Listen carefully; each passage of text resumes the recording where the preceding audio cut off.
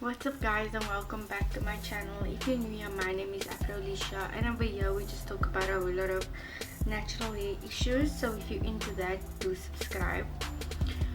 So today we're going to talk about the Curly Girl Method, this book. Okay, so I'll be talking about first of all, just what the Curly Girl Method is, a quick overview of it, and then I'll be talking to you about why I don't use it, things that I go wrong with, and just things that I would like to improve. And yeah, so if you're into that, then stay tuned for the rest of the video.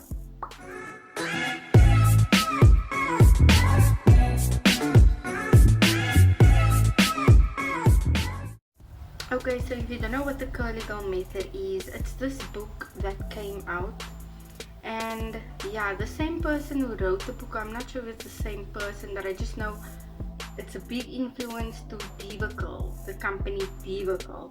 If you don't know Diva Curl, there's all the scandals that you can see that they were in about, I think it was last year, I'm not sure, but about the people and people's hair falling out and people's curl patterns going wrong. So they were like cancelled last year, but yeah, the Curly Girl Method is still going strong in the natural hair community, in the curly hair community. So yeah, let's just talk about what it is first of all.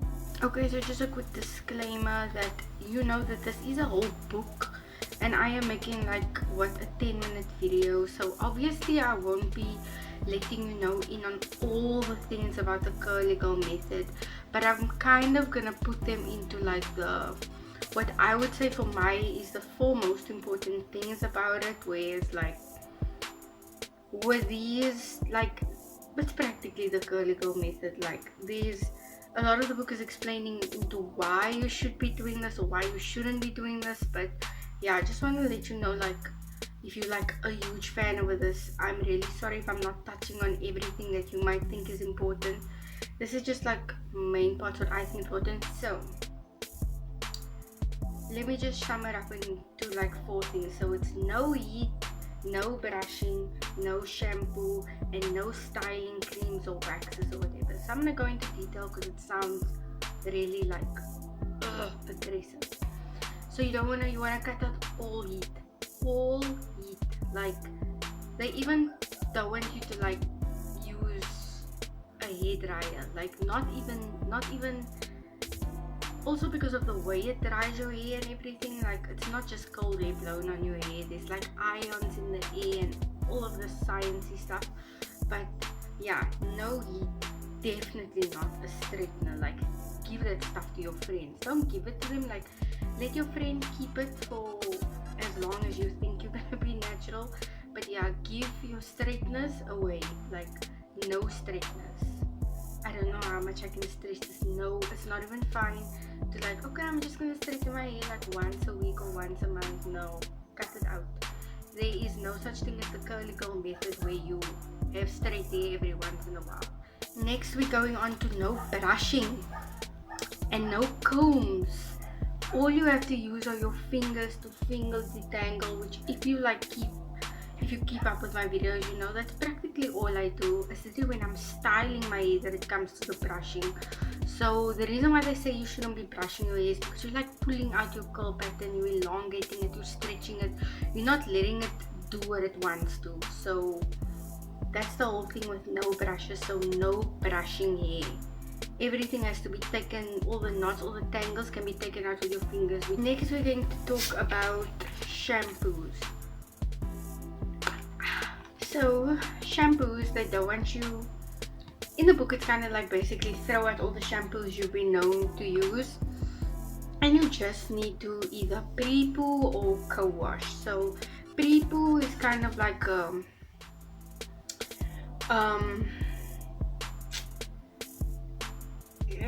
like washing your hair with oil, and then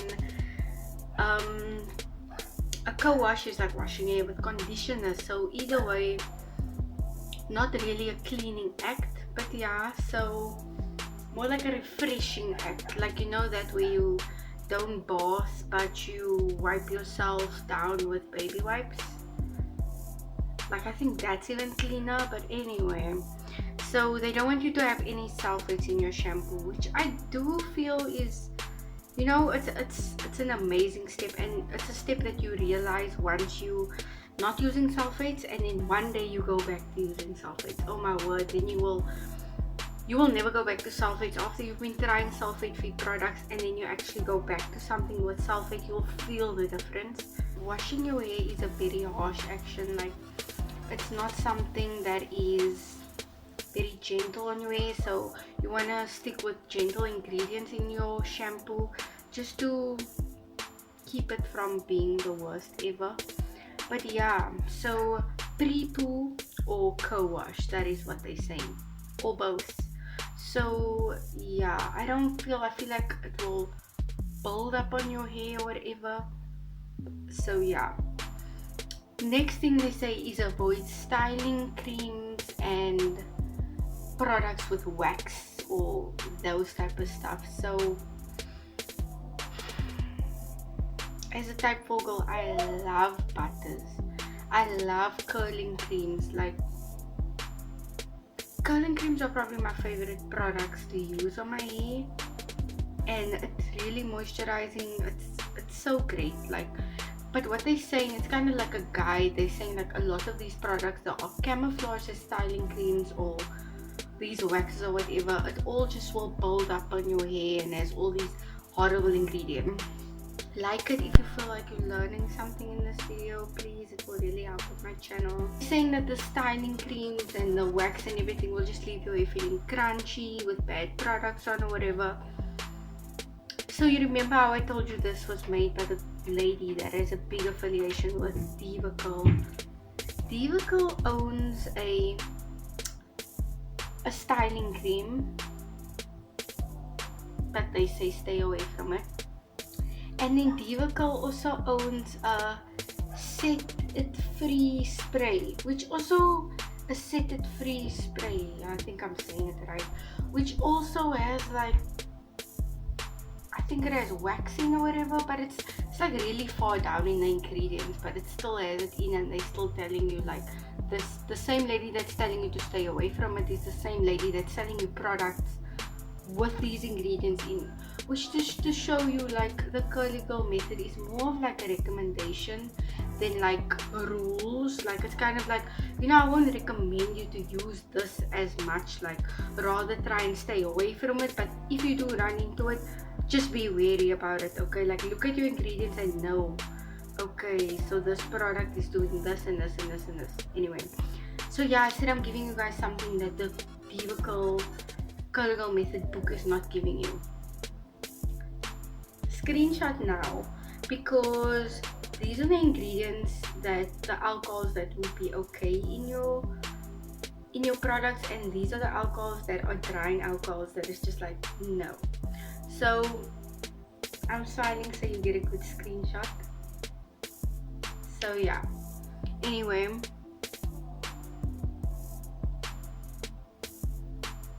another thing I wanted to say just before I go into why I don't follow it. Expensive is not always approved. There are so much cheap products that are Curly Girl approved, and so much expensive products that are not Curly Girl approved. I hope you got that hint. But yeah, not to say that the products that are not approved are horrible, because they're really not. Because they really are great. It just has some properties in them that might be harmful to your hair, just so you know. I will also, this is not sponsored guys, I'm not on that level yet, but there's this app and it just tells you about the clean ingredients and harmful and toxins and stuff like that in your product. So you can literally take any product you have and scan the barcode, and the app is going to tell you if this is approved, if it's good, like it's just going to tell you if it's a clean, healthy product, if it has any bad things in or whatever. So check it out if you're into that and you really want to stay on tabs with the ingredients on your hair. I really suggest checking that app out. Okay, so now we come to the exciting part about why I don't use the Curly Girl method. A lot of people probably thought I was using the Curly Girl method, like especially my friends, they all thought I was doing the curly girl method because I have curls. Like, that's what you have to know. Like, there's a natural hair community, then there's a curly hair community. I would think the curly hair community is very into the curly girl method, where natural hair community is, I think, more into like DIYs to see what your hair actually likes. The first reason why I don't use it is because I can't brush my hair. I can't comb my hair. How am I gonna style my hair? I'm someone that likes protective styles and everything, and without a brush, I don't even want to know. I don't even want to try. So that's one thing. Like, I need to kind of brush my every now and then, and there's not, like, how do you not ever brush this? Like, how? Next is pre-pooing and co-washing. So I don't do this. I've had a lot of questions of girls asking me if I do it, and I don't. I literally go straight in with my shampoo, which is sulfate free and whatever, which is kind of like a pre-poo, I would say. I say a shampoo without sulfates is a pre-poo. That's just my opinion. But so yeah, that is what I use. But I don't like have a specific product that is saying pre-poo or a specific product that is saying a co-wash. I never co-wash. But yeah, I don't think that it cleans your scalp. I think it would give you overload of, like, a moisture overload. You'll be very prone on a moisture overload without cleansing your hair properly. And then yeah, I just moisture overload, and I don't feel like you'll have clean hair. So also, that was like one of the main reasons that the Diva scandal broke out, was because people's hair they were actually like thinning and losing hair, and it all got pointed to the no poo product, that like the people, their scalp wasn't in cleansed enough. It was like build up and making their hair thin and fall out. Anyway, yeah, so that's a no for me. Also wanted to add that when I was searching the curly girl method and googling it and whatever, all I would see was a lot of people that, to me, I don't want to say it's straight hair, but like Caucasian texture hair, like yeah. So this is like my quick just 2 cents. If you don't take anything away from this, then at least do take this, that if you have, the curly girl method is to enhance the curl pattern in your hair. So it's not saying that it's going to change your curl pattern or whatever. It's saying it's going to enhance the curl pattern in your hair. I do think that everyone has a certain type of curl pattern, even, you know, like Chinese hair, like even they have a very loose wavy texture. But like, as you can see in Caucasian people, a lot of people wouldn't say their hair is curly until they actually follow the curly girl method, and yeah, that's what you get. So then you come to me, who I naturally have curly hair, whether even when I straighten it, my hair is probably gonna look a bit wavy or whatever. So I was struggling to find out, how does this help me? If I see what it's doing it to them, but our hair types are so different. Like, how do I even use the same thing as somebody with a hair type like that? Where I have, after speaking to a lot of people, because I haven't been doing the curly girl method for a point where I can really make assumptions on where if it's good for me or if it's not. But my opinion on it is that, you see how, like, look at my afro over here, okay? It looks great and all, like, thumbs up to me, my afro looks good. But you know, even me with having curly hair, I don't straighten my hair or anything like that. I still fight frizz. Like, my hair frizzes, doesn't matter what, whether it's hot, whether it's cold. You know, some months, like some weather, your hair does frizz a bit more, but overall, I just always have frizz. Frizz is just a thing that's gonna go with me for the rest of my life, and that's where I think the curly girl method will help me with this. I think it would tame my hair very well.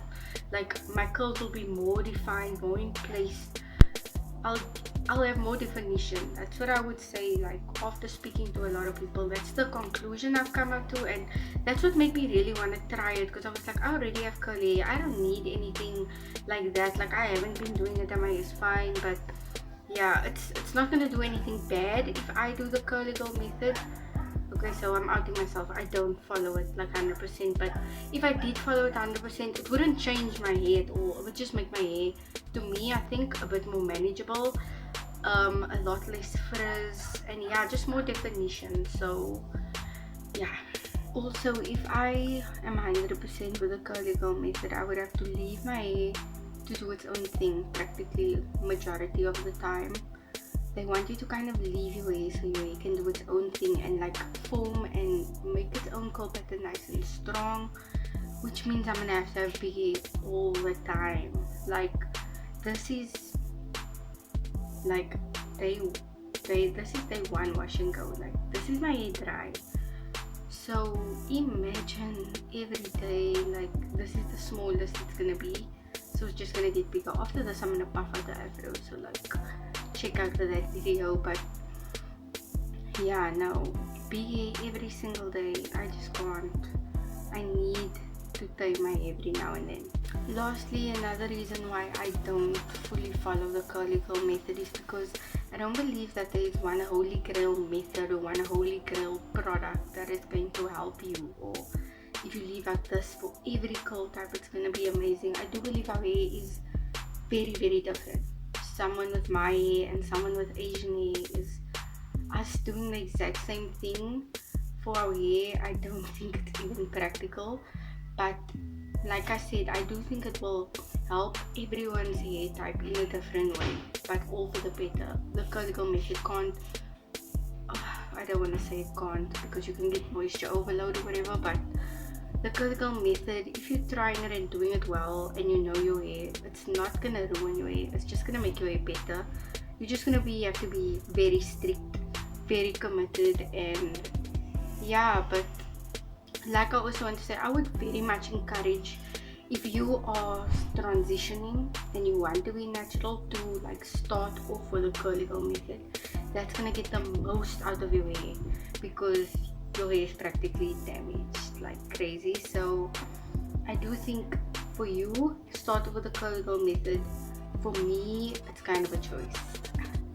But no, not to be boastful or whatever, but yeah, I think I would have to do more and I'll get less out of it. Like I'm just gonna be combating like probably definition, which I don't mind this every once in a while, and frizz. Okay, frizz is the one thing that I would love to kind of get rid of for a while, but yeah, I'll just have to cut out so much and do so much less just to cut out frizz. So that's why I don't do the curly girl method. I like having fun with my hair, as you can see on my channel, that we're trying out everything.